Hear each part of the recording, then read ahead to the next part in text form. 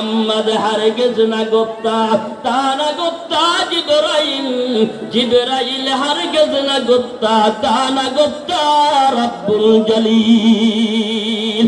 আমার নবী গায়েব জানে না, আমার নবী গায়েবের অধিকারী না।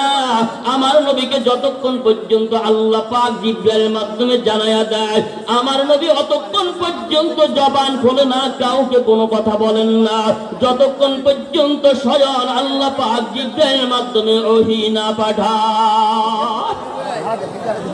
আমার নবীর আগে যত নবী আগমন করেছে, সব নবীর কাছে জিবরাইল আগমন করেছে। কোন নবী 1000 বছর হায়াত পাইছে, কোন নবী 40, কোন নবী 400 বছর, 500 বছর, 600 বছর হায়াত পাইছে। জিবরাইল মাঝে মধ্যে আগমন করেছে। আমার আপনার নবী বিশ্ব নবী মাত্র 63 বছর হায়াতের জিন্দেগি, 23 বছর কালিমার দাওয়াত দিয়েছে। এই 23 বছরে আমার নবীর কাছে জিবরাইল আগমন করেছে কম পক্ষে 24,000 থেকে 27,000 বারের মতো। 23 বছরের ভিতরে আমার নবীর কাছে জিবরাইল আগমন করেছে 24 থেকে 27,000 বারের মতো। জিবরাইল আসিয়া ডাক দিয়া বলেন, ও পয়গম্বর, আল্লাহর পক্ষ থেকে সালাম গ্রহণ করেন, সিজদা থেকে মাথা উঠান, আর সিজদা পড়ে থাকতে হবে না। আমার আল্লাহ আবু বকর সিদ্দিকের নেক কবুল করেছে, আমার আল্লাহ উমর ফারুকের নেক কবুল করেছে, আমার আল্লাহ আপনার নাতি ইমাম হাসান হোসাইন ফাতেমার নেক কবুল করেছে। আমার আল্লাহ আপনাকে সিজদা থেকে মাথা উঠাইয়া আপনার নাতিদেরকে লইয়া সিজদা থেকে মাথা উঠাইয়া বাসায় চলে যাইতে বলেছে।